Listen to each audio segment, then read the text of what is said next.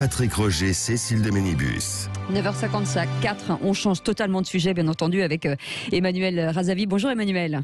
Bonjour Cécile. Grand reporter et directeur de la rédaction de Field. Oui, alors il y a une question qui se pose dans l'actualité depuis quelques jours, c'est la Coupe du Monde 2022, c'est-à-dire l'année prochaine.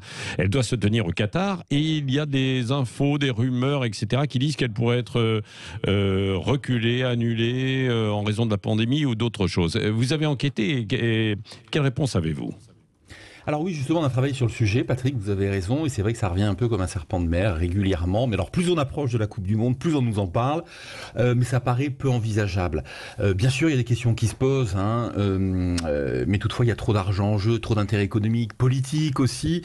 Je vous rappelle que le Qatar sort d'une grosse crise géopolitique de presque 4 ans avec ses voisins, l'Arabie Saoudite, les Émirats Arabes Unis, qui l'ont affaibli politiquement, enfin géopolitiquement, financièrement.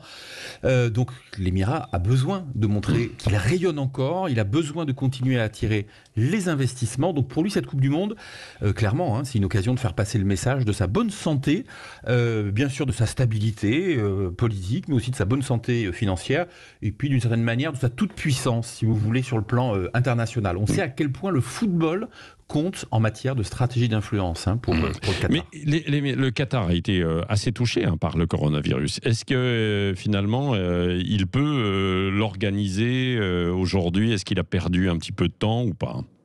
Alors, c'est toute la question, vous avez raison de poser cette question-là. En fait, le Qatar, vous le savez, c'est un pays qui compte plus ou moins 3 millions d'habitants, avec seulement à peu près 300 000 Qataris. On estime les cas de coronavirus, un peu plus de 200 000, 215 000 environ, pour 550 morts, plus ou moins. Le problème, c'est que le Qatar n'est pas réputé pour sa très grande transparence en matière de chiffres, dès lors évidemment que ça peut écorner son image. Alors, le fait est que c'est un État moderne qui est doté d'infrastructures médicales de très haut niveau. Moi, j'ai eu l'occasion justement de les visiter. Mais c'est aussi un pays qui n'est pas réputé pour la discipline de sa population. Vous avez un truc dont on a un peu parlé il y a quelques semaines. C'est aussi le fait que la main-d'œuvre à bas coût qui est employée par le Qatar, notamment sur les chantiers, est souvent logée dans des conditions d'insalubrité importantes où le coronavirus se transmet d'autant plus facilement. Et évidemment, on sait qu'il y a eu des morts pakistanais, bangladeshis parmi cette main-d'œuvre, qui sont morts probablement du coronavirus, mais qui n'ont probablement pas en fait été comptabilisés. Donc tous les chiffres qu'on a aujourd'hui sur l'Émirat sont à prendre avec des pincettes. Et puis il y a un truc qui est très important, Patrick, c'est que le Qatar souffre de 2 fléaux endémiques sur le plan sanitaire, c'est l'obésité et le diabète, qui sont des facteurs à haut risque, évidemment, en termes de transmission du coronavirus. Et vous avez quand même près de 40% des adultes au Qatar qui sont touchés par l'obésité. Par l'obésité, 40%. Un dernier mot, Emmanuel Razavi. Quelle date est prévue pour l'instant pour cette Coupe du Monde et les risques ou pas de déroulement, enfin de report ? Alors, en principe, c'est novembre, décembre. Aujourd'hui, en tout cas, tout est fait pour que la Coupe du Monde elle ait lieu. Pour tout vous dire, il y a eu, il y a quelques mois déjà, dans le cadre de la Coupe du Monde, des clubs, il y a déjà eu en fait des matchs qui ont eu lieu.